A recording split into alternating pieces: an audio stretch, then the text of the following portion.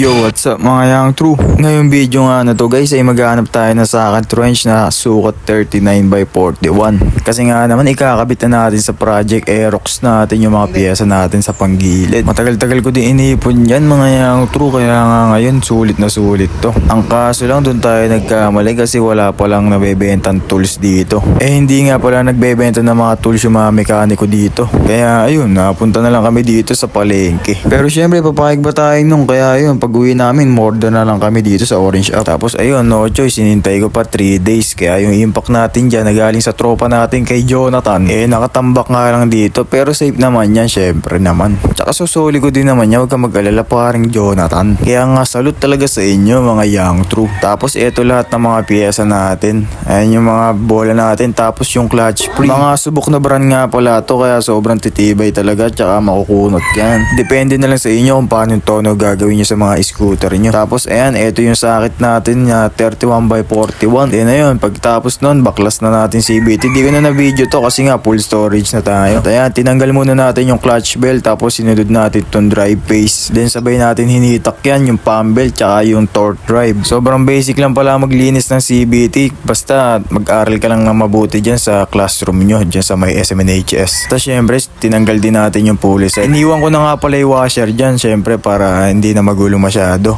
Kasi safe naman dyan. Then pagtapos nung konting linis lang ng degreaser dyan. Tapos ito yung pinaka-satisfying dito mga young true. Kasi nga naman nagbabagsakan yung mga dumi dyan. Tapos kukusutin mo pa na itong brush. Talaga namang sobrang solid. Ang sarap panoorin. Kaya nakaka-enjoy din maglinis minsan ng CVT. Minsan lang.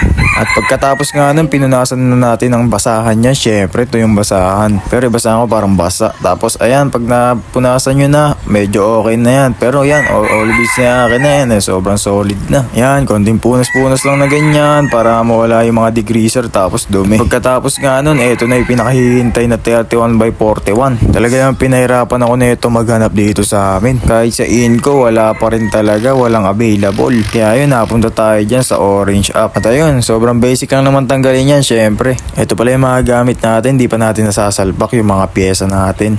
Na subok simula sa spring, tapos sa pulley, tapos dyan sa clutch lining, sa belt, talaga namang lahat quality. At ayan yung motor natin na Project Aerox natin mga young true. Then ayan yung mga stock, syempre ililinisin natin mamaya yan. Tapos nga yan mga young true, nilagyan ko nga pala ng konting-konti lang naman na langis yung kabitan ng clutch lining. Ayan, para smooth naman yung pagkakabigayan. Ayan, sobrang solid niyan. JBT na nga pala yung clutch damper natin. Ayan, bili natin 120, napakamahal, kalit-lit. At ayan mga young true, sunod natin yung clutch spring natin na luma na. Medyo wala nang bigayan tong clutch spring natin kasi matagal ko nang ginagamit to. 1.5 nga pala yan mga young true. Tapos may gamit tayong tool syempre para talaga namang pang mekaniko talaga yan. Pinag-aralan ko pa yan kasi sobrang mahal ng labor para naman makatipid-tipid. Pagyari natin dito naman tayo sa torque drive. Nilagyan ulit natin to ng langis. Konting-konti lang naman para smooth lang pagkabigayan. Yan, panoorin nyo mga young true yung peng, sobrang solid. Tingnan mo, sobrang ganda ng bigayan yan. Talaga namang smooth na smooth. At di ko na nga na-videoan yung mga kasunod kasi na full storage tayo. Tapos eto, umaga na to. Kinabukasan ko yung pagkatapos ko ginawa. Tapos eto, papakita ko sa inyo. Nakasalpak na to yung mga pyesa natin dyan sa panggilid. Ayan, pakinggan nyo. Medyo smooth lang naman yan. Pero di pa natin nakuha yung tono na gusto natin kasi nga medyo luma na yung clutch spring. Pero on the way na yung clutch spring natin, syempre naman. Tapos ayun lang sa video na to mga Yako True.